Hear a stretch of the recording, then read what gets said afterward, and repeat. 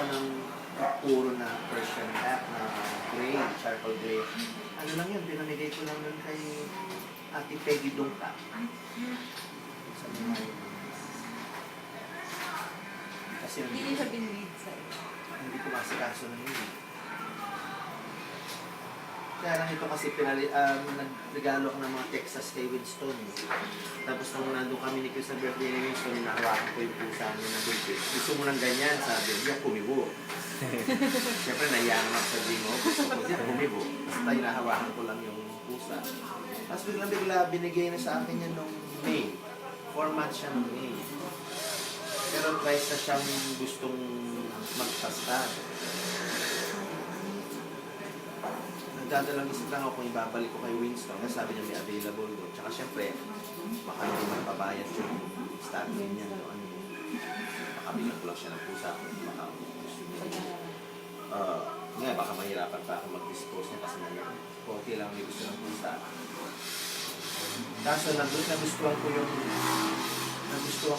yung nasa internet. Tapos pure white din na rin yan.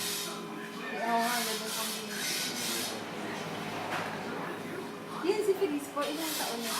Ano pa lang siya? Kung hindi ako nagkakamali, 4 months siya ng May, June, July, August, September, March. Mga 10 months. 1.5 years. Ay, kasi nabasa mo yung yard daw ko, lalabas yung kulitan niya mas matagal. Hindi pa agad. Feliz! Pero hindi, mukhang hindi sila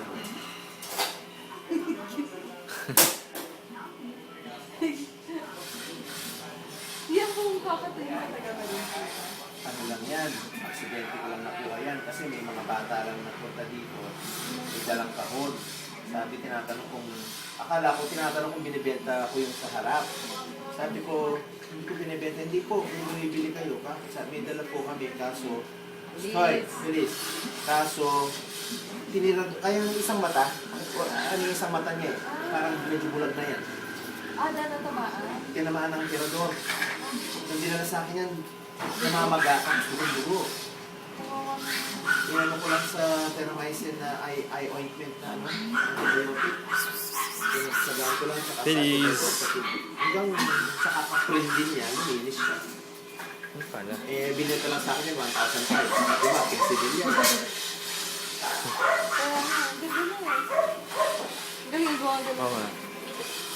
Ang kulit sila dali. Para sila nagkakarap. Ay, hindi. Oli! Oli!